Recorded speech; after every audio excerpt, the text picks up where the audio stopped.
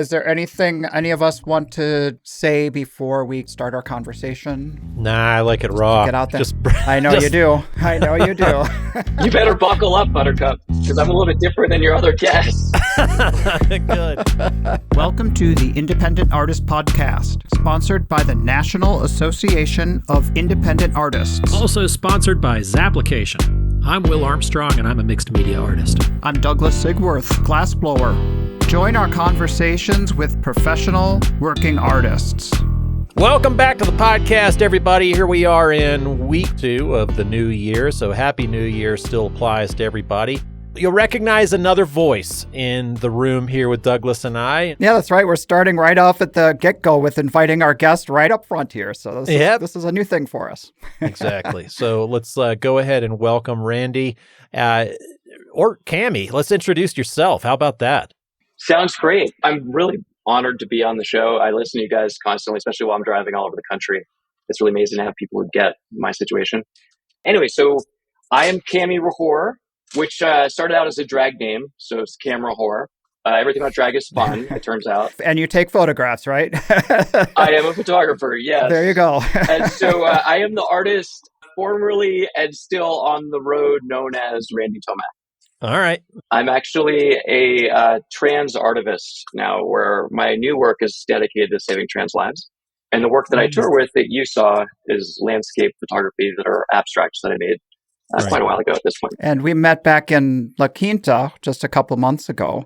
Yeah, we ran into each other there. So I'd never done La Quinta. I'm an East Coast guy, and I've been wanting to do the show forever. And I'm like, I'm pushing my first load into the park, this beautiful setting, and I look up, and there's this. I've never asked a guest this before, but how big a human are you? You're pretty tall, right? You're coming in at you're over 6 feet. I'm going to stand back. I'm going to stand back so you guys can see me right now. Yeah, I'm going to stand way back because I'm 6'7" right now. Okay, there you go. See, this is what I saw. So I don't know if you can see, but these are 6-inch platforms. All right.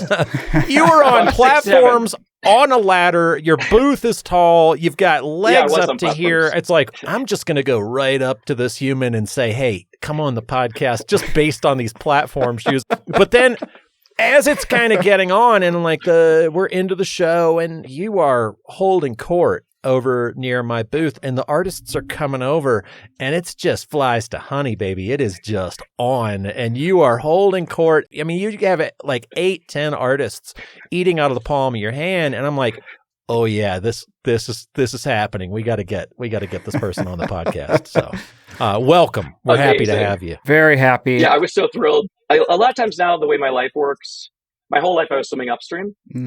And it's like all of a sudden I could see, wait a second, the current goes the other way.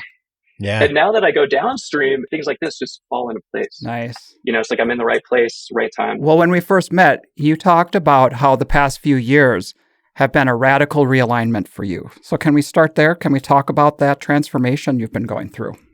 100%.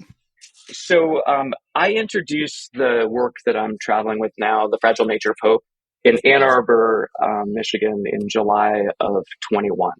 And before that time, I'd never done national shows. I was a Colorado artist.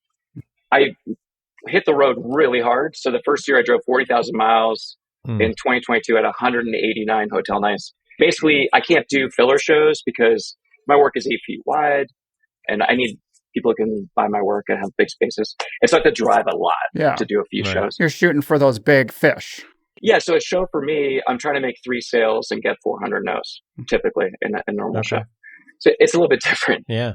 So when I first started touring, initially I felt like I was kind of pretending who I was in the booth. And that kind of developed into this really unique personal style, like wearing ascots and things. And then I turned into, as soon as I would roll out of the driveway, which was a lot of the time, I would be pretending who I was. And then it started to be when I wasn't on the road, I would get really sick. And I started thinking I was allergic to my house. Maybe I had mold or something. Oh, really? And then after about a year and a half of all this, it started to kind of come to a head. All of a sudden, I kind of had a bunch of realizations kind of gel for me. The first was I was an extreme extrovert, off the chart, which most of my life I'd been alone. So that was kind of shocking to learn. But the most important thing that I realized was that the person in the booth was actually who I am, was my best self. And I've been pretending my whole life who I was. Wow. Right? Yeah. So is this it was kind of like a mind fuck. You're playing a character almost, like when you get out there on the road? I mean, because a lot of us kind of do that at first, right? Right. Yeah. Exactly. That's what we all do, right? Mm-hmm. You kind of develop a persona, which is you slip into. Exactly. Right? Like when you're in your booth. Jumping back to like our talk with Dole and Gaiman, I mean, he kind of puts on cool clothes that make him feel comfortable, and it's a similar type of thing, right? I mean, he's kind of like, I'm not happy unless I've got my cowboy hat on, and he's legit, but it's also kind of like he's like a hidden introvert. I think I can be okay, putting words in his mouth, but but it's like I've got to put on this character in order to be comfortable. That's how it started for me, right? And so that's what I meant. That surprised you that you were an extrovert? Like you didn't realize that was kind of like a discovery of who you are? It was shocking. Shocking. Yeah, and so for me, it's like a nuclear power source when I'm around people. It's insane. I've got massive health challenges. I've got chronic fatigue syndrome, which means I should never be able to even get off my couch. And I can go clubbing until 2 a.m, multiple times a week, no problem, because there's thousands of people around me. Okay. And so for me, it's just like this insane power source. Yeah. Picking up on that energy. Is that the same type of thing for shows? Can you do the same thing, or do you get done with a show and just, you're sapped? When I'm with people, then it's like that power source, right? Nice. It is challenging to do my life, but it's, I'm grateful for it because it's how I became an artist. And my work is fundamentally all about finding joy through darkness, which I call hope. And so I think that's kind of a universal human condition, is that everyone struggles with things. And so for each person, it's a significant struggle, no matter, what the scale is compared to someone else. And so I think everyone can kind of fundamentally on a human level relate to my work that way, that it's about darkness and light and finding joy. So actually a lot of people walk into my booth and will just start crying without me saying anything. Wow. Which is powerful. Yeah. Hey, so why don't you tell us a little bit about your work and how you got into it? I'm in Colorado. My kids started skiing at 1, and I got them into ski racing really early. And I got a camera to take pictures of them ski racing. And I would stay in my ski coat all summer long, right? And then I would get on the hill, I would put my hands in my pockets, like, oh yeah, I take pictures. And then at some point, I realized, let me take it on a hike. And from that point on, I was like shooting every single day. I was that parent who's too into stuff and ruins it for the kid. That was me. And so I ruined it for Allie, which is my eternal, regret. Yeah. Because she was incredible at it. So anyway, so she retired and I was devastated. This was our life. I mean, she had like 120 days on snow that year. Wow. So I was thinking, well, how could I take this thing that's turned into this giant negative and make it a positive? Like, what would be the opposite of this? And I was thinking, well, the kind of biggest realization of this would be if I could actually shoot the World Cup on course. Oh, wow. And like, what ages are we talking about as far as World Cup of? No. World Cup is it. So that's the top level. So that's, internationally famous ski racers. Right. The World Cup travels around the world and they're, on venues all around the world, and they do the downhill stuff in the Olympics, all that stuff. And now the thing about ski racing is it's very dangerous. The photographer can die and they can kill the skier. And so it's really hard to get onto the course. Like the speed events, they have what's called A-net and B-net. A-net is so that an unconscious body bouncing down the course at 90 miles an hour can't go into the trees. So you bounce into the net and get thrown back on the ground. Yeah. That's how dangerous it is, right? And the airbags are like 10 feet, 20 feet deep. Like that's how big an airbag you need in case the skier runs into where you're positioned, right? Yeah. It's intense. Yeah. Which I'm very intense, so it's perfect for me. So anyway, I put together a portfolio from my, U14 girls, sent to the World Cup, and they're like, yeah, we'd like to take a look. So I went up and met with Francois Bompard, who is the photo chief. The photo chief is responsible to make sure photographers don't die or kill people. So I met with him. I ended up shooting the World Cup. That's incredible. Wow. Yeah. Yeah, it was incredible. But anyway, so that's how I started with photography. When you get a permit for something like that, do you then have the right to... It's a pass. A pass, okay. But then you have the right to sell those photos. That's how you make a living. 100%. That's how you make money. So it's not like you have a contract with a magazine. You go in, okay, now you get to go sell them. Well, okay, so yes. So if I wasn't an American, I would just be doing that now. in Europe, they're insane about sports. Mm-hmm. And so World Cup. And so most of the photographers are either with like the AP and Getty, who are covering it for all the news organizations. And so for me, since I'm an American, I'm not working for Getty or AP. And so I was, hustling like we do, right? So I ended up selling those pictures to Ski Magazine, which paid for the trip. So is the nature of like discovering your work, because your work is impressionist abstract photographs. So with shooting the skiers, was that kind of like a surprise that you were getting that effect from the speed of the racers going by you and trying to capture their images? Yeah, it's really interesting because most fine artists don't start with ski racing, right? Or even sports photography. And so it really gave me a very different perspective. I see the world through little vignettes because my favorite lens is a 100 to 400 lens. Okay. So it's like looking through a telescope all the time. And so the way that I see involves that usually. My favorite lens is a long lens. I had to take hundreds of thousands of photos. The volume of photos in ski racing is massive. So if you're going fast, it doesn't matter what the speed, but let's say downhill, it's easier to understand, 90 miles an hour. But like a normal shutter speed for ski racing would be a 2,000th of a second.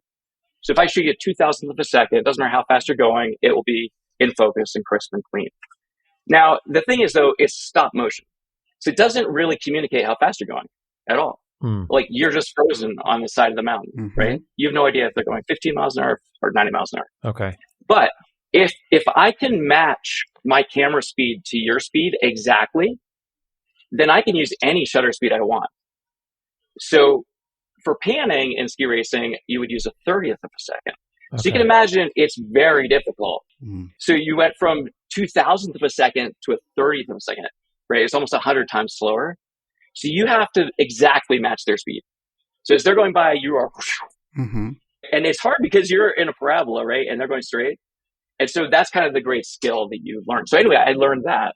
And that affects my drag work now, is I do panning shots. So this is how you got started as far as photography goes, but then tell us a little bit about how you got into the body of work that got you into the art show circuit.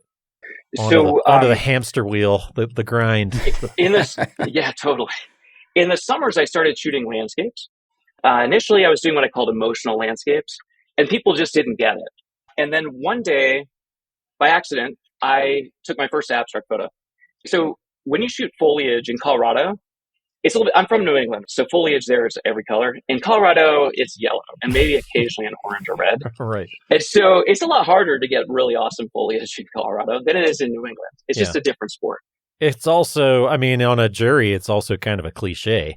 You can do the fallen the leaves in a puddle is like, oh my God. Yeah, like how many different shots of yellow aspens can you make, right? So anyway, I was a good landscape photographer, and so like a well-behaved landscape photographer, and so I knew during foliage my responsibility to go shooting every day. Colorado has massive elevation changes and weather changes. So I had hiked into a location called Caribou Ranch in Nederland, Colorado. They recorded a bunch of famous albums in the 70s there. So some super rich person bought this massive spread of land. And then I think when they passed away, they donated to Boulder. I have a painting in that place. Oh, is that right? I do, yeah. He bought a big painting right? from me. There was a triptych that he bought from in Cherry Creek that I'm a big music nerd and had just geeked out about, and that's the name of an Elton John record that I love too. So Caribou Ranch. So anyway, sorry, I just had a connection. Had to throw that in there. No, you're awesome. So the thing is, like, you got to hike in about 2 miles, and during foliage season in Colorado, you learn, especially when you start shooting it and you try to make a good picture, there's like a peak hour to foliage in each location. It's different in each spot because of the radical elevation changes, and each valley has its own weather. So anyway, I hike in, and I carry a lot of gear because the way I do my work is insane. And so I get there, and the leaves have already fallen. And I'm like, oh, man, I'm already here, right? I totally blew it. And so I set up my stuff and took some pictures, and then I left. And then, foliage season, I'm shooting so many images, so many days. I didn't even look at those pictures for a while because I knew that day I screwed up. Leaves weren't on the trees. And so much later, I'm on my computer and I come across this image and I'm like, whoa, what the fuck is that? And I loved it, but I had no idea how it could be on my camera. So I boxed up all my stuff. I sent to Sony and I said, hey, it's broken. I'm in this pro support program, so you can do that. They checked it out. They sent it back like 2 days later. They said it's 100% to specification. So I'm like, that doesn't make any sense. Like, how the hell could this happen? So I spent 6 months shooting full time, trying to do it again. Okay. And then something amazing happened. Yeah, do you have a question? Oh, yeah. Sorry to interrupt. I just wanted to pull up the image that he's talking. Oh, sorry. That's okay. That is really something I am afraid about, is saying wrong words. I don't mean them that way. It is just very, it's hard. Let's talk about this. This is a really important thing that all people deal with. It's hard to understand trans, even for people who are trans. And I think people, especially people whose heart is in the right place, it makes you really nervous. You don't want to hurt their feelings by accident, right? Right. And so the important thing to understand is that trans people, like if we look at the news and stuff, it seems like everyone hates us. And so you just self-correcting shows so much care. Okay. So that more than undoes the negative of misgendering someone. Do you see what I'm saying? Absolutely. To indicate that you understand that it's important. So, we talk to so many thousands of people across the country. And so I try to take each person I talk to and leave them a little bit better for the next trans person they encounter. And so I have two little tiny things to prepare anyone to encounter a trans person in the future. Okay. That kind of makes it exciting instead of scary. I'm excited about this. Thank you for doing this. And we didn't really set it up. I should have asked this at the very beginning, but what are your pronouns? Well, and here's the thing that's mind-blowing. It never ceases to amaze me how good it feels to be asked that. Okay. Like, I would never think of it until it happens. And every time it's like, wow, that just feels so amazing. Okay. So thank you for asking. My pronouns are she, they. Okay. So those are the pronouns that I use. My 20-year-olds actually had a conversation with me that us Gen Xers, we do assign gender just because, I don't know, that's just been the way history has been. My daughter says it is very presumptuous, no matter how somebody presents themselves, to assume. And I've also talked to other people who are like, cisgendered straight folks. They get insulted. Be like, isn't it obvious? I'm a fucking man. Look at me. And then they get insulted. Whereas it's like, okay, talking to you kind of breaks down some of these walls, and maybe we can educate a little bit on why that's not. And good news, I'm tough as fuck. Great. Good deal. Okay, so I like to make a safe space. So don't treat a person you don't know who may be trans the way that you can treat me, but I like to make a safe space for everyone to ask anything they want without worrying about hurting my feelings. My feelings are not hurtable. So ask away anything you want as we're going forward. I feel like I would love to help. And in fact, any artists out there, if there are artists who are curious and you see me at a show and I'm not with a customer, I love to help people understand and communicate with people and give you, a good role model of what a trans person can be like. So I'd like to send that to anyone listening. That's really, really generous of you. I don't know that I necessarily, I do have people come up and just asking about show stuff just because of the position that Douglas and I have with the show. Mm-hmm. And I try to be super generous, but that's really, really generous of your time. And well, my life is about saving trans lives. And so anyone who's curious that I can provide information, that's going to help so many other trans people, the amount of leverage. And so I'm doing it selfishly. That's amazing. It's like, if you travel is the cure for racism, and maybe we can be the cure for some of the transphobia and things that exist even in our own community, which I feel like is pretty damn open. This episode of the Independent Artist Podcast is brought to you by Zap, the digital application service where artists and art festivals connect. Well, here we are on season 4 of the Independent Artist Podcast. And we want to say thank you to Zap for sponsoring our little podcast that could. Douglas, when we took this podcast on, it started out as a replacement for the NAIA's newsletter and quickly morphed into something else. It sure has. It's turned into a place where we can share our experiences and give voice to the professional working artists. When we first took this project on, it was a pretty small potatoes kind of thing. And as it has grown some serious expenses. So thank you to Zap for helping us take a lot of those on and get these voices heard. Thank you, Zap, for your support of this show and for the support of the artist community. We should come back to that because I've got a story about that exact thing that I want to share that I was so shocked no time like the present. Let's tell the story right now. So I was in Breckenridge at a show. There was an artist. We started talking, and I just assume the best of everyone all the time. Like I don't even, Right. Go into it. Whereas I'm in some trans support groups, and I get a lot out of it, but I also really like to reflect back all the positive vibes that I get being trans, because the trans experience can be really, really bleak, really hard. Anyway, I just assume the best, but most trans people, because of the politics and everything you hear, you turn to anything, assume the worst. And rightly so. You have to be careful you're not going to die, like get hurt, because there's so much violence against trans people. So I was like, it took me a second to realize that this person was transphobic, because they're an artist, and I'm so used to having everything in common with artists at the shows that it caught me off guard. And so they said, well, when I meet a trans person, I have to assume they're probably a pedophile. Oh my and I was like, gosh. what? And he's like, and I'm like, well, why? And he's like, well, I saw a video once on YouTube. And I said, do you want to listen to what you just said? Like, are you comfortable with putting that out there? You saw one video once on YouTube. You don't even know what it was. And now you think everyone you meet might be a pedophile.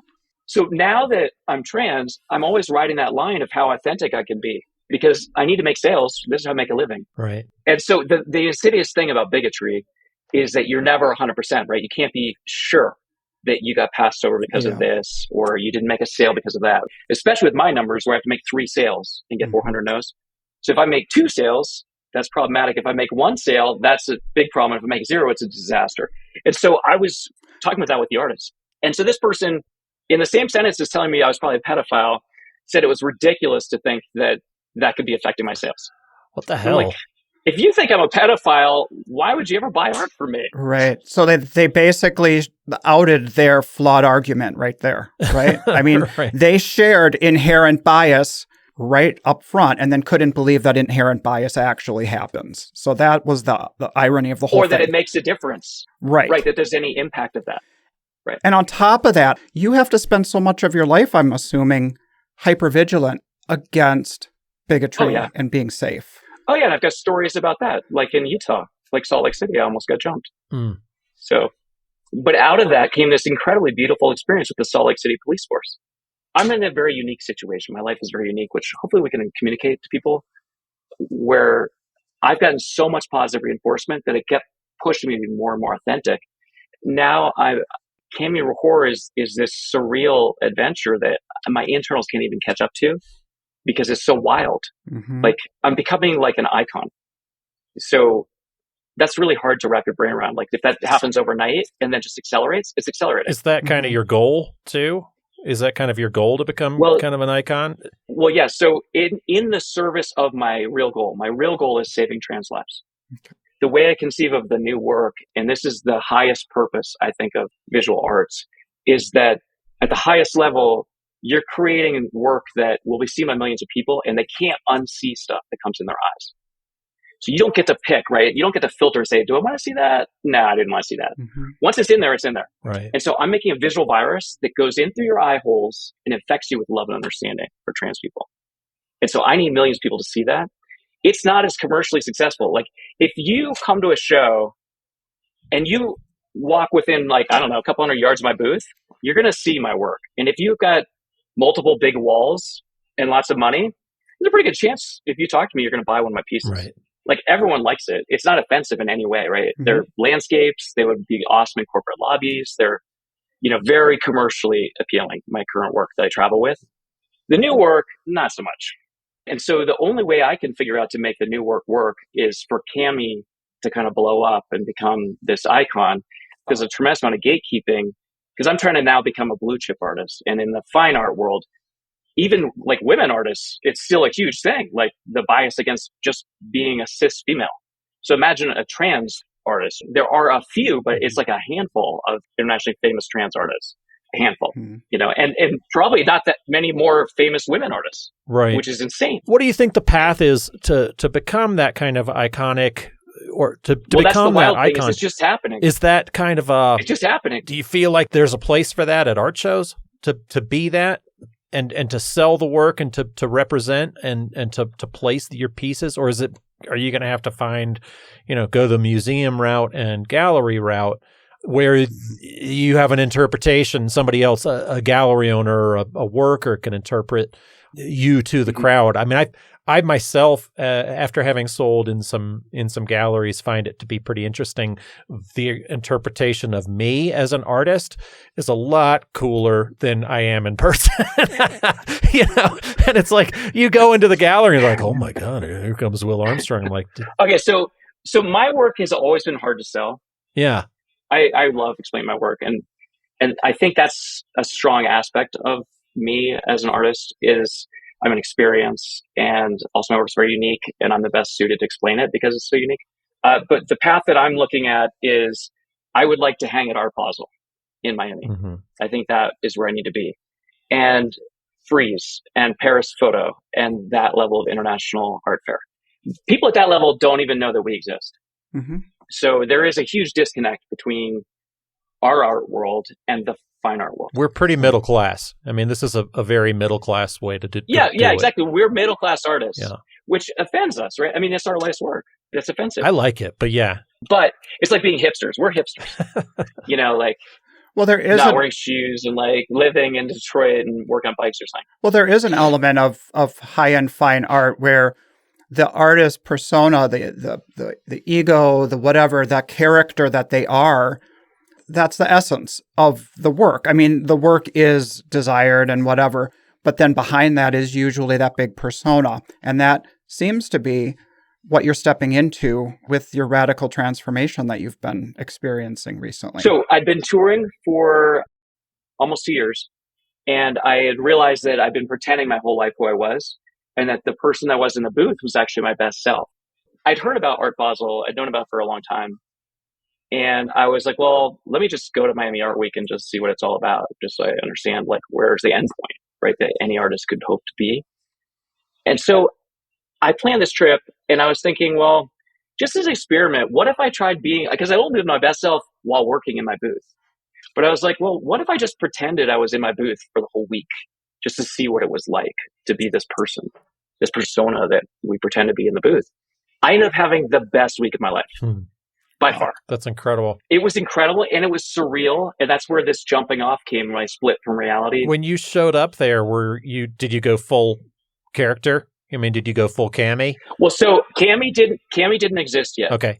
And I didn't know I was trans. How fabulous were you is what I'm trying to get at that. Like So yeah, great question. Let's check in because it's like a graph. Yeah.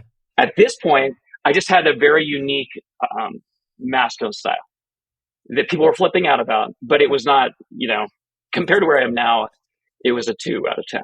Where now, like when I go out, I'm like at a 9. Like at Art Basel, I was at a 9. It was insane. I was being photographed for a fashion blog from Brazil on the style of Art Basel. That's awesome. So that was my first day of the first week that I was being my best self. Yeah. That reaction that you got was an indicator that you had stepped into your authentic self. The fact that people were attracted by what you were putting out there meant that you were in sync with that inner side of yourself. I'm really glad that you brought that up. I'm still trying to wrap my brain around how this is working and why it's happening. And I think authenticity is so important to this whole thing.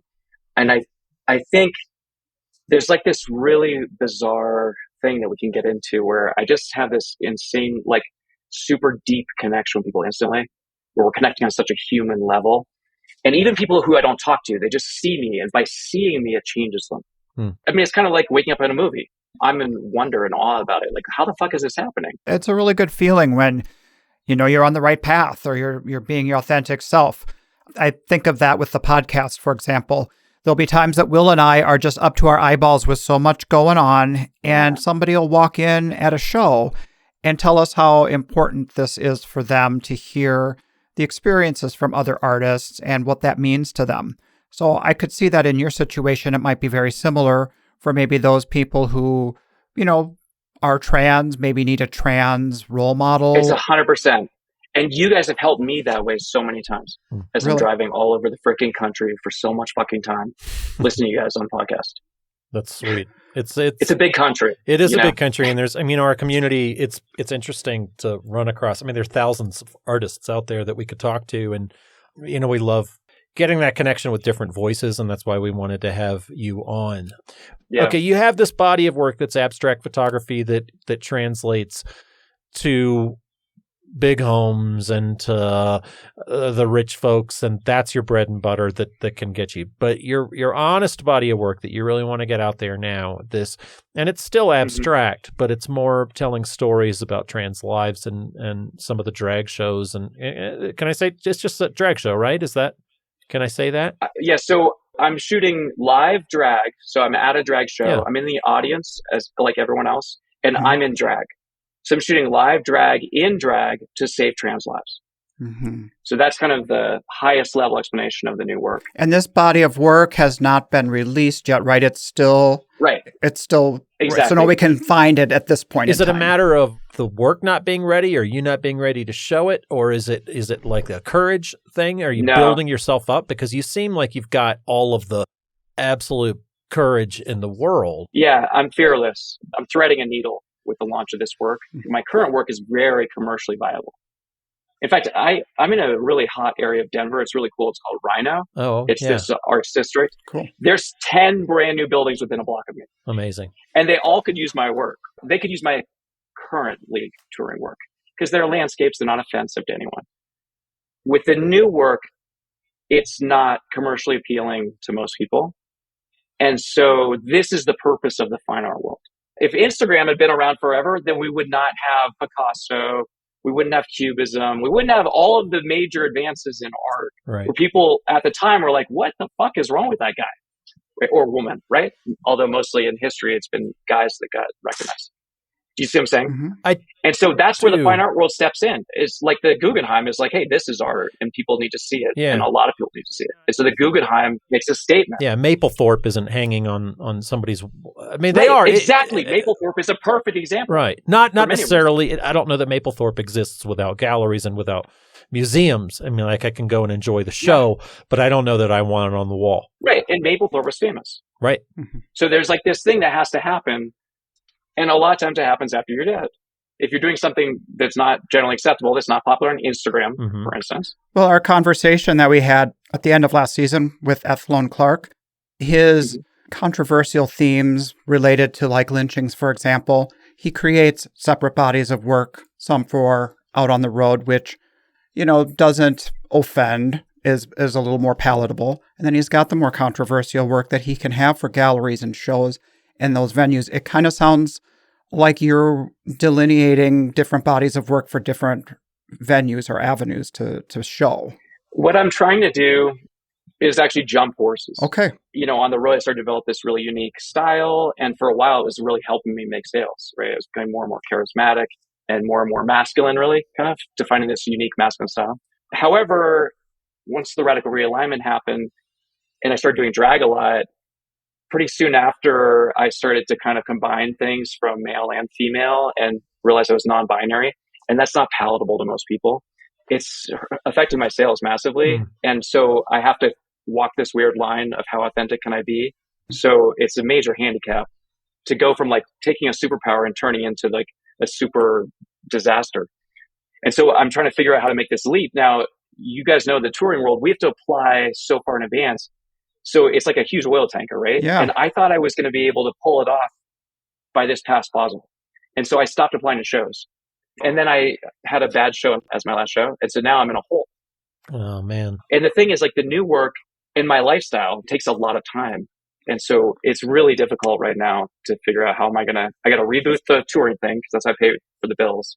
And I've got to figure out how to do that inauthentically because I have to make sales while also trying to become famous, which is the only way I can see to make the new work. And also having this lifestyle, which also keeps a lot of people alive. So it's a lot right now. Those are lofty goals for sure. It's not just about sustenance, making enough money to live on. Right. It sounds to me like your goals go far beyond that, which is saving people's lives. I mean, that's a pretty big deal, all while trying to be authentic and discovering yourself. So that does sound like a pretty big chunk to be all dealing with at once. It is. And the other thing, like, I don't know if you guys are aware, but take a guess what the suicide rate is among trans people. I'm glad you're bringing this up because, I'm sorry, I'm answering your question by not answering it, but I'm glad you're bringing this up because I know we have listeners out there who are like, what is Cammy doing saving lives? How is this saving lives? Right. Yeah. And this is exactly where it is. And there's a whole generation coming up that is a lot more fluid, and that a lot of the folks out there don't necessarily understand. I see it in my 13-year-old kid. All of their friends are kind of changing their names, and it's a very fluid thing. Yeah. My kids too, though. They'll talk to me about friends that they knew from grade school, and they will have different names and different pronouns and that too. I believe the younger generation is on board with this. And I think it's us folks that need to get, us older folks that need to get with the program and figure this out, because it's important. Here's the thing, is that there's a genocide happening right now to trans people. And there may not be trans people left by the time that politicians are, since in the laws are more aligned with how young people feel. It's a wipeout right now. That's shocking. What my body of work is about. That's the point of the new work, is like a wake-up call. So it's meant to be visually disturbing, visually engaging. There's also a tremendous amount of joy from these performers, which doesn't make sense because many of them have been thrown away by their family. I mean, imagine you're an adolescent, so it's already hard. But then you're starting to question your identity. Like, who even am I? You had your parents your whole life. You would never conceive of them not loving you. So imagine they then throw you out on the lawn. Right. And that's it. You just lost your whole family. You're 13 or 15 or whatever. What are you going to do? You've never had to feed yourself. Now you're 15. You're homeless. You have no money. So you're going to go into sex work. I mean, there's nothing else you can do. Yeah. How's a 15-year-old going to make money? Okay, so then take this person, fast forward, now they're 21. Their life is hard. One of the ways that they get relief and have a fun thing to do is they've gotten involved with drag. You can get a drag house where you join a house and they teach you how to do it, help you with your costumes, help you get performances, and then that becomes your family. Those are the people that I'm shooting. A lot of them. Interesting. Not everyone has been in sex work. Sure. But some of the people, yeah. So what's a drag? Tell me, what's a drag house again? Like, is it kind of like a club, or is it like a, this is where people live? No. So there'll be a drag queen normally. Now I want to be careful with that because that's my gender challenge, is that drag kings is a big thing. And one of the most talented drag performers I know is a drag king, King Bonds. Shout out here in Denver. So anyway, there'll be a royal, I'm going to call him a drag royal, to indicate king or queen, who's achieved some success. So here, the house is called All Night. There's a performer who hosts at Hamburger Mary's, which is a national chain. Everyone, if you want to just check out a drag show, that's a great way to go. It's not offensive. You can take your colleagues from work. It's really fun. And so there's someone called Betty Swallows. This is their name. Drag names are all hilarious, okay? Yeah. So Betty Swallows hosts this event. They joined the House of All Night a long time ago. So Betty's full name now is Betty Swallows All Night. Amazing.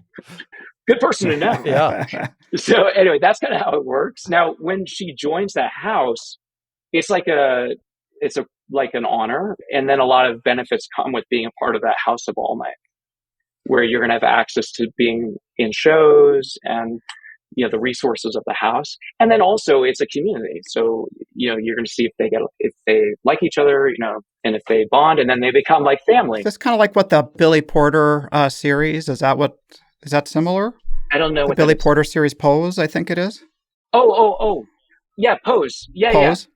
Yeah. Yes. Pose. Well, so Pose is about ballroom. Is this what you're describing? It's similar. So ballroom is hard to explain, but basically it's like a runway, like a fashion runway, where you're being judged very, very harshly and intensely live with two people battling with epic music and like a live rap explaining what's going on. Wow. Yeah. Interesting. It's incredible. If you ever get a chance to go to ballroom, it's incredible. It's really hard to find unless you're like in New York or somewhere.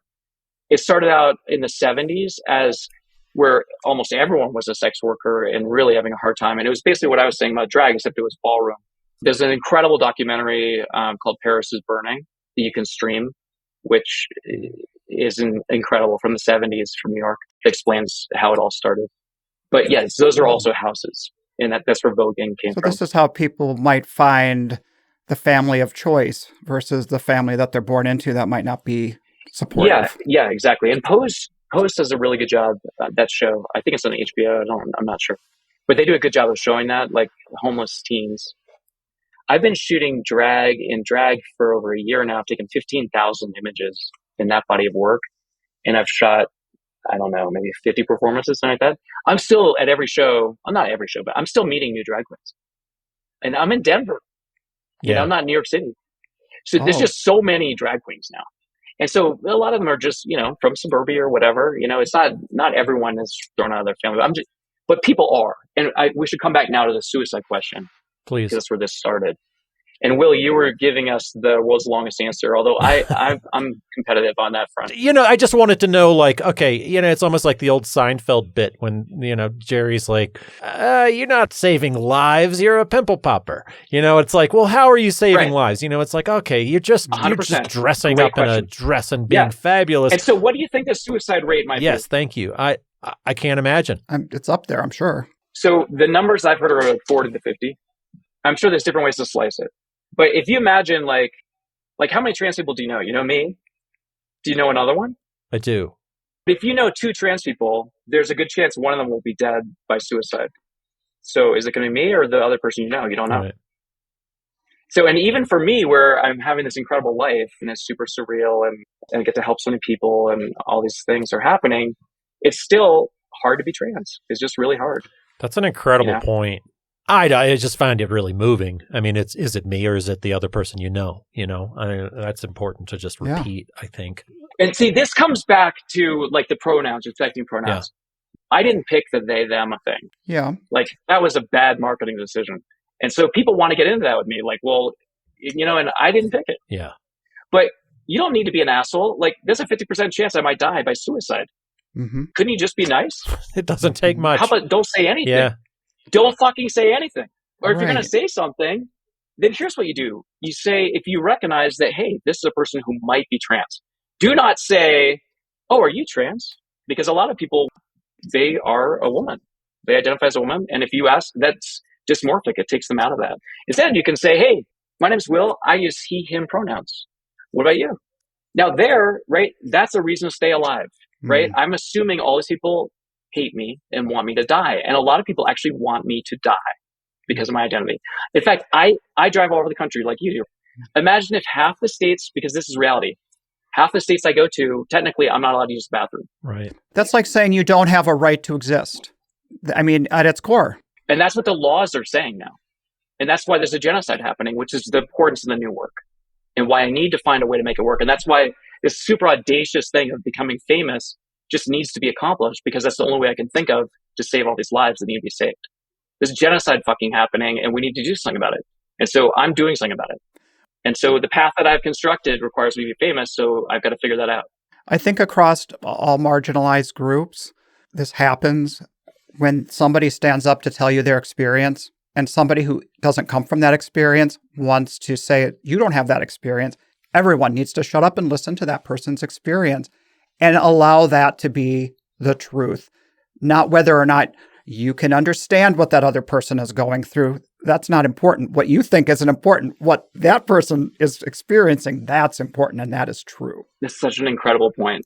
The world is so fucked up now that most of us need to just put our head in the sand to survive. Like, you just can't take it all in. There's just so many awful things happening all the time that seem unsolvable. And so we just keep our blinders on to the part that we can handle just to get through the day. And we're busy, right? It's hard to be a full-time, like a touring artist like we are. If everyone would just be a little bit better of a human. And it starts with just be kind to strangers. Like, you have no idea. It's not just trans people. Like, you have no idea what's going on with people. Like, all of us deal with stuff that's hard. And you don't know the person you've encountered, what they're dealing with. So just give them the benefit of the doubt. They're human like you are. Let's just be better humans. That's my message, ultimately. And I think that's why it's resonating so much. Yeah, we can't fix these huge problems ourselves. But if you could just be kind, and Douglas could just be kind. I know that's a stretch with you too, but he's kinder than me. You know, like, right. Everyone could just be kind. That would be a massive improvement in the world. It costs nothing. Right. It's really not that much effort. It costs nothing. Yeah. That's such a great point. None of this costs anything. It's just you be a good human. You know what I mean? Yes. That's all it costs. Absolutely. Be a good human. Yeah. Be a good human. So this is an incredible conversation right now. This is exactly what it's all about. Yeah. Thank you for being on here. And letting us kind of get this out there. And, and yeah, I'm thinking about like the kindness that you mentioned, even on it's not Zoom, but we're using a Zoom-like app.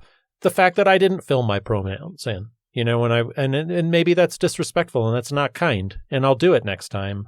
Typically, if I'm doing that, then maybe I'll write something smart-assed, just to make you laugh. And it's like, well, maybe that's picking fun at trans folks. At the issue at its core. Right. Yeah.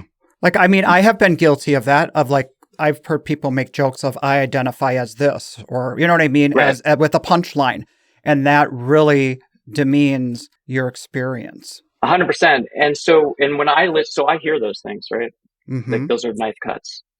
And so it's really dysmorphic, and we should talk about what that means. But when I listen to a lot of podcasts, I'm sure you guys do too, right? Because we drive so much. It's kind of a godsend for us. Yeah, totally.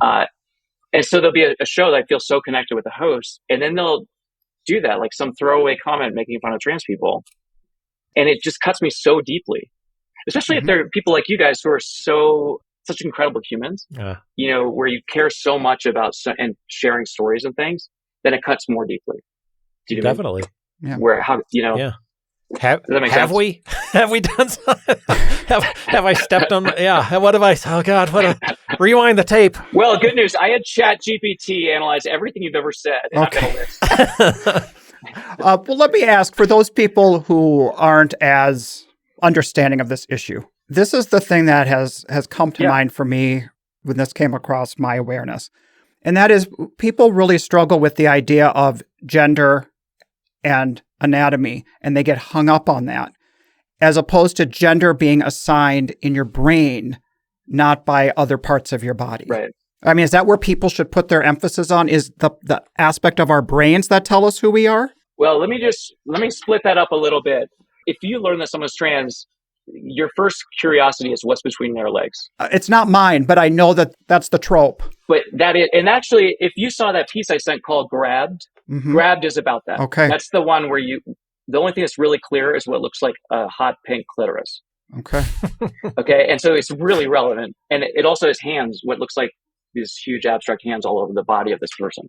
I love the new collection. There's something about it that is, and I think it's really, I was on a plane, you're sitting next to a stranger or whatever, and, I had gotten the images and I'm flipping through, and my immediate reaction was to take the phone and be like, oh shit. And there's Cover that up. Yeah, totally. And like, I covered it up, like, like I shouldn't be looking at it, but at the same time, they are abstract, but there still is, you've done a really nice job of capturing the sexuality of the pieces without them being overt or being pornographic, or for sure, they just feel sexual if you look at, or if you just glance at them. They are sexual. Yeah. And a large part of this is sexual. Like, it's about sexuality. Mm-hmm. And gender is related to sex. I mean, we're in an over-sexualized society. I'm not an expert in psychology or any of that stuff. I don't want to pretend I am, but it always blew my mind that the political scandals about like homophobia and queer stuff are always with people who are the most adamantly against those things. Right. Like the Republican, old, white, cis male person is having sex in airports in bathroom stalls. I don't even know how you can have sex underneath the fucking bathroom stall if you're 18, let alone 75, right? Right. So there's this insane thing where the people who are actually maybe denying who they are have the most hatred. It triggers the strongest reaction.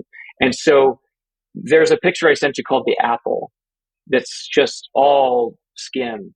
It's this super beautiful woman. Mm-hmm. But if you look closely, you can see an Adam's apple. And so this is a really important piece. And I looked at this with a mentor of mine who's a cis male. And they had to go through that whole process of, wow, this is hot. I'm really attracted to this person. And then slowly come up to speed. Wait a second, this is someone who was born male. Yeah. And how can I feel attracted to them? What does that mean about me? And that's a whole thing, right? Yeah. And this is what needs to happen. People need to kind of go through those things and process it. And, the other thing too is like, and this is the problem with the discourse of the country, is it's enabled people to just be total inhuman, like not to act like human beings towards people. True. Where like, oh, I'm trans. Okay, different category now. You can just say things and think about me in ways that you would never about a normal person. And it's a lot like the way the Nazis were with Jews. It's a lot like that. And there's a genocide happening against trans people too. The other thing though too is that I now view being trans as actually a superpower, where it's like a superhero. Like I don't look down on trans people. I actually look up to trans people. I think they're some of the most incredible humans on the face of the earth as trans people.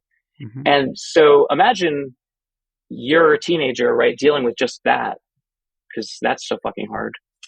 And then you decide to question exactly who the fuck you are, all the way to the point of what gender you are. Who does that? Like, what kind of bravery is that?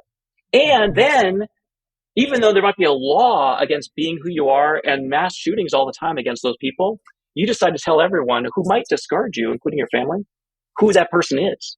Who does that? This is superhero level shit. Yeah. I saw an interview with Chaz Bono, and they said their mother didn't even get the whole trans thing for them. And it was like, of course. It's like, Mom, you are an LGBTQ icon. And even Cher had trouble with that. So that is something that if Cher doesn't get it, what hope do the rest of us have? 100%. Right. Which is why it's so hard to be trans. Is even people who have the best intentions, aren't able to kind of make you feel good. Yeah. Or accidentally make you feel bad all the time. Yeah, totally. But it's like you said earlier, it's the 1,000 little cuts, and that's where the kindness comes in. I'm going to be honest about the kindness too, and just be like, hey, I'm going to fuck up because this is my life all the way up to this point, and I didn't know before. Exactly, and that's what I do. I fuck it up all the time. Yeah, I was just having coffee with two trans people, and I misgendered them continuously in the conversation. And here I am, like, that's my life's purpose, right? Is to save trans lives, and I was hurting their feelings. Okay. And so one of them in particular, I kept saying she when they're non-binary. So and we all left feeling badly about it, and I haven't talked to them since. So you shouldn't feel bad, Will. And life is hard for everyone. Just being human is hard. And then you add all these things on top of that make it harder. Like being a touring artist is really hard. It is. It is. So this reminds me of this thing that kind of maybe explains why it's so hard to be authentic, like this challenge of whether I should be authentic or not. Like I was talking to a friend of mine. Most of my friends are nationally touring artists, so I just run into around the corner at every show. Yeah. And one of my closest friends, he's really understanding and amazing and supportive of this whole thing. But he's like, why don't you just, during the show, just like do what you have to do to make the sales. Like if you have to dress a certain way or say certain things, that's how we make a living. Just do that. And the reason that's hard is because we're talking about life and death. And so like, I want to keep every trans person alive, not just like a certain number of them or whatever. And that's a higher goal, right, than other things, is that every time that I'm authentic, I get like 10x reward. And so one of the things, especially as a trans person, I was telling you, like, if you listen to the media, you feel like everyone's out to get you. But I am always amazed at how many people actually are touched by this issue and actually are inspired by me being authentic. It doesn't just affect this thing, right? Like maybe you're closeted or something else. Maybe you're working on a new body of work and you're kind of scared of showing it to people. There's many different ways to be authentic. Or maybe you're in a marriage that's not working. Whatever it is, right? Or maybe whatever it is. And so me being authentic as a human being, we can connect on that level and you can kind of draw inspiration from it. And so when you meet me at setup, especially, and that's when you're describing me. Yeah. That's when I can be super authentic without affecting sales.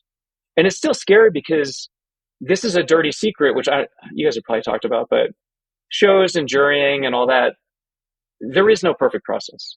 Right. So we know that the relationship with the director of a show matters. And that was one of the scariest things for me. It's my livelihood.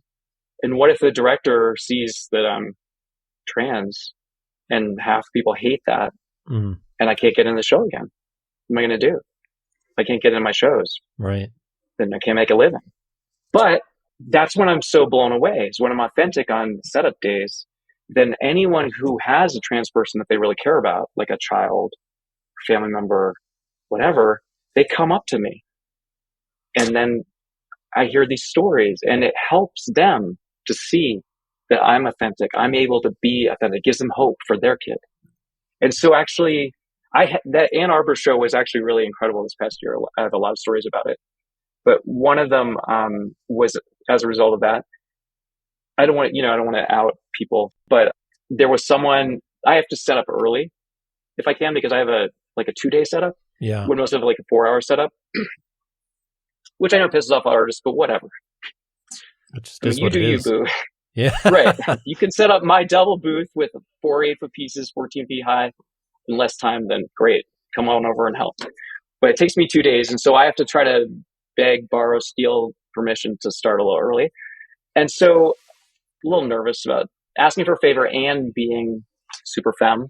Because when I'm driving, I have to go to truck stops. I can't be femme and make it out alive, basically. Right. So I go more punk because I'm also punk. I go very punk when I'm driving. That's interesting. When we're driving across the whole country, right? I mean, I have to go to Love's truck stops. That's my solution to being safe. What if I'm presenting mask all the time? Mm-hmm.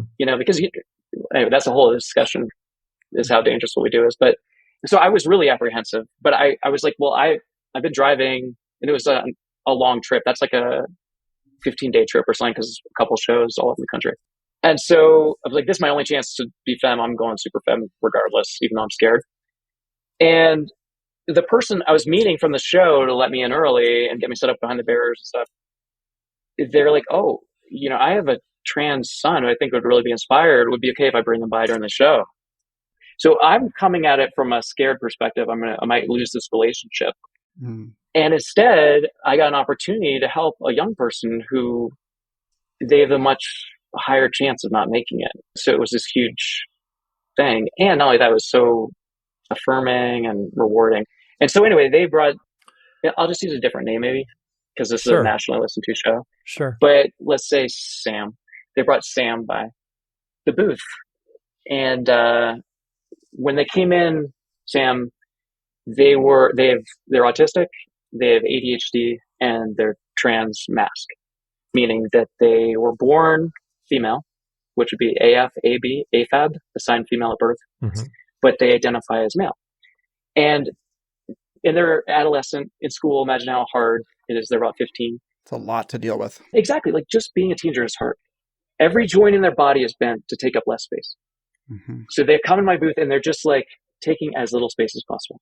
And I'd already been having these weird experiences I was telling about earlier, where I would talk to people for 5 minutes that would change their life, which is weird, but it just is what I experience as I go out in the world. And so I was thinking, boy, I've never really wanted to help anyone more than Sam. And so I kind of paused for a minute and just kind of was thinking about how much I wanted to help Sam. And I might start crying. So I looked up at Sam and I was like, say, you and I, we have a superpower together. Mm-hmm. And this was so perfect because teenagers, are in superhero movies. And I was like, if we had a superpower where we could bend metal with our eyes, then no one would know unless they saw us do it. You and I, we have a different kind of superpower that everyone can see. And our superpower is that we choose to live our lives without fear. And so that makes a lot of people really angry because they live their life in fear and they want us to also. But I meet a lot of people as I travel over the country. And out of all of those thousands and thousands of people that I meet, the most impressive people that I meet are trans people who grow into their superpower. So, Sam, I can't wait to see what you do with your superpower. And Sam marched out of my booth with their shoulders back, perfectly ramrod straight to go do something with their superpower. Oh my God. That's amazing. Right? Yeah. And right. What a responsibility too. Like that's that you have as far as, that's the opportunity cost. Like if I focus on myself and making money and just dress up however I need to dress to make the sales, how many people am I missing like that? Right. Maybe that person's not alive today. Mm-hmm. Right? People are called role models for a reason. As we're growing and developing, we need to look to somebody who we want to emulate, who resonates inside. To give us hope. Right, a path. Yeah, and if you hide you, then you don't show the path for somebody else that, that's a path that's authentic for me too. So that is, it's when you say saving lives, It's not just in your work, which I know your work is going to do that on a large scale. Just on a day-to-day basis, you make that opportunity for people. This has been such an amazing talk, and it's an important talk. So many of the different things that you've said, like I have said as far as just talking to children, but yours is like, I feel like no good can ever come from discouraging a child in the arts. And your responsibility is so much bigger when you meet somebody who is challenged with their own identity and they don't know where to take it. You know, all of our responsibility is just to be kind. It's so goddamn easy for us as allies.